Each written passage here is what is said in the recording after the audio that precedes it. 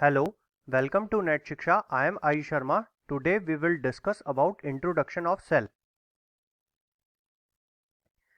1665 में scientist Robert Hooke ने cork की एक थिन स्लाइस ली।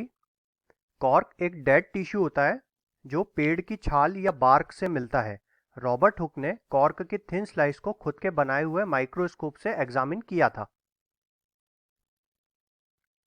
उन्होंने ऑब्जर्व किया कि कॉर्क में छोटे छोटे हॉलो कंपार्टमेंट्स हैं जो स्मॉल रूम जैसे दिखते हैं। उन्होंने इन एम्प्टी कंपार्टमेंट को सेल नाम दिया। जो प्लांट इन्होंने सिलेक्ट किया था वो एक्चुअली डेड प्लांट था।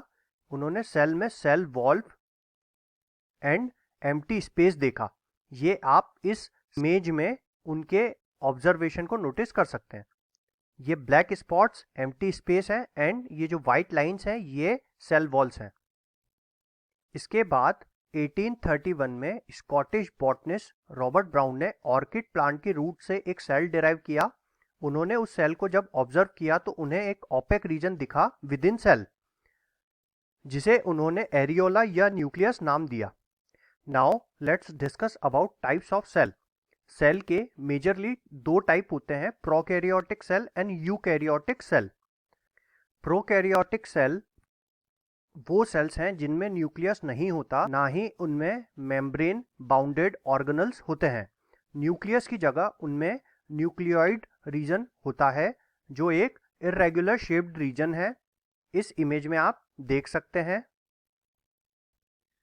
न्यूक्लियोइड रीजन में सिंगल क्रोमोसोम्स प्रेजेंट होते हैं जो सर्कुलर डबल स्ट्रैंड डीएनए होते हैं।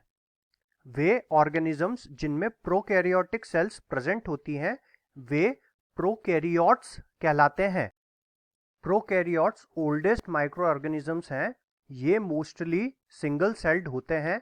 इन सेल्स का डायमीटर 0.125 माइक्रोन होता है। Now let's discuss about eukaryotic cell. Eukaryotic cells में न्यूक्लियस प्रेजेंट होता है एंड इनमें मेम्ब्रेन बाउंडेड ऑर्गेनल्स भी होते हैं। वे एनिमल्स जिनमें यूकैरियोटिक सेल होता है वे यूकैरियोट्स कहलाते हैं। Eukaryotes single celled and multicellular दोनों हो सकते हैं।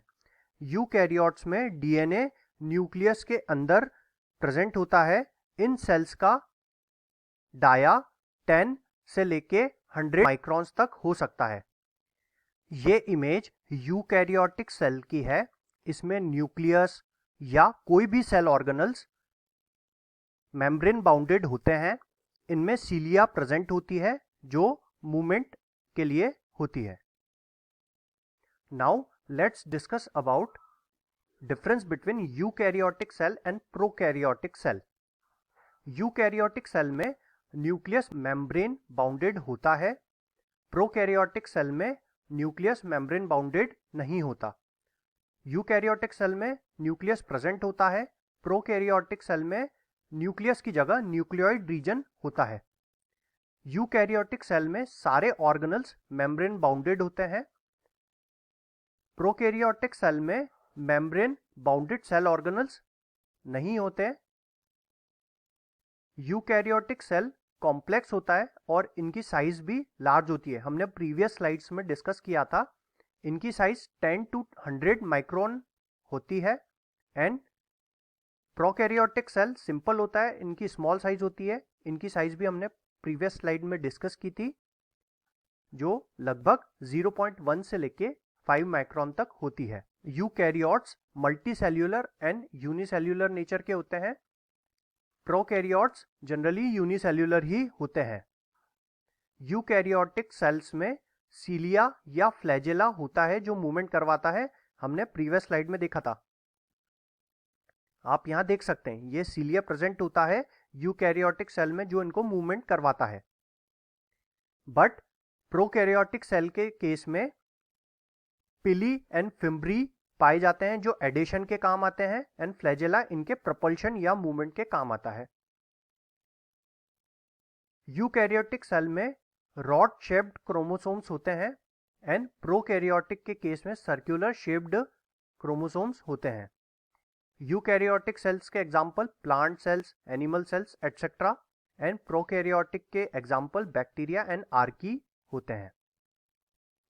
Thanks for watching, stay safe and stay with us for more informative videos.